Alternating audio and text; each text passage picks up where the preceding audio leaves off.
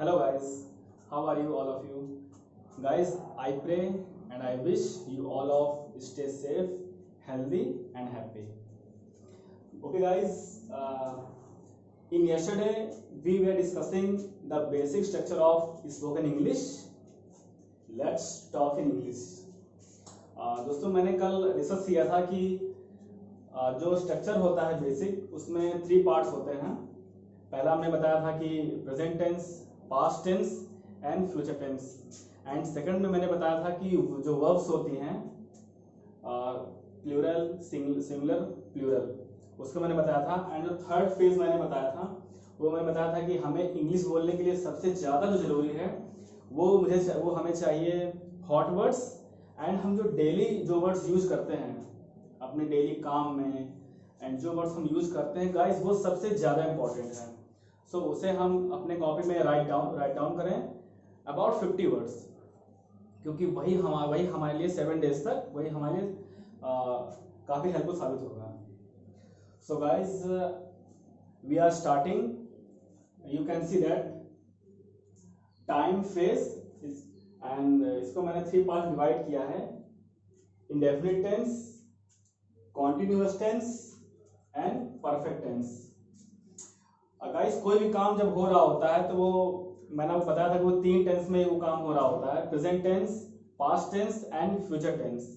And guys most important, वो tense किस form में चल रहा होता है ये हमें ध्यान देने की जरूरत है। बहुत छोटा है, बहुत ईजी है और बहुत ही कम वक्त में ये फिनिश हो जाएगा, लेकिन इसे आपको थोड़ा देखना है मेरे साथ।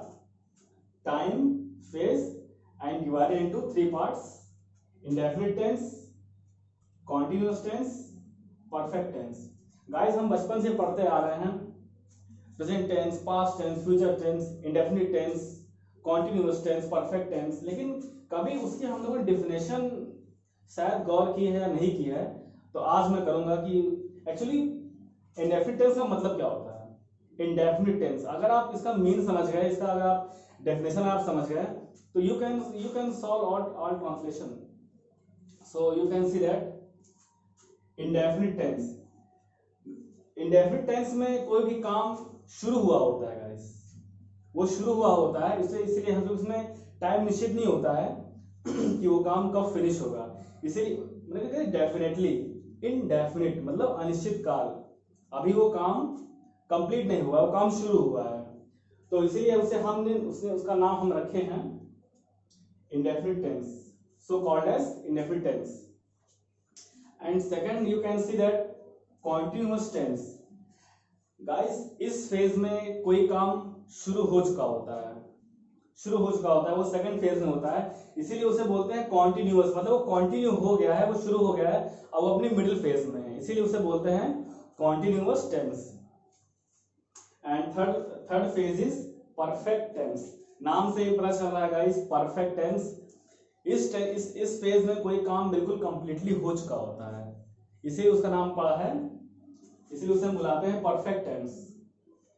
क्योंकि इसमें आप जब आप सॉल्व करेंगे तो आप देखेंगे कोई भी काम शुरू हो चुका होता है, जैसे कि वो काम मैंने कर दिया, वो काम मैंने पूरा हो चुका, मैं 8 घंटे पढ़ चुका हूं, और ऐसे कई एग्जांपल्स आएंगे, आप देखेंगे बाद में।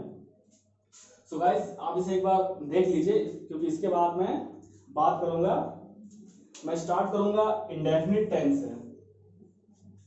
तो मैं फिर से रिपीट कर दे रहा हूं: time, phase and divided into 3 parts: indefinite tense, continuous tense and perfect tense. And let's start from indefinite tense. indefinite tense से हम शुरुआत करेंगे। जो भी हम बातें करते हैं वो जब हम बात करते हैं indefinite tense में तो उसमें क्या क्या चीजें आती हैं, कैसे कैसे होता है, अब इसके बारे में हम बात करेंगे दोस्तों। indefinite tense, so let's start present indefinite tense, इसे हम कह सकते हैं present affirmative tense. Okay guys.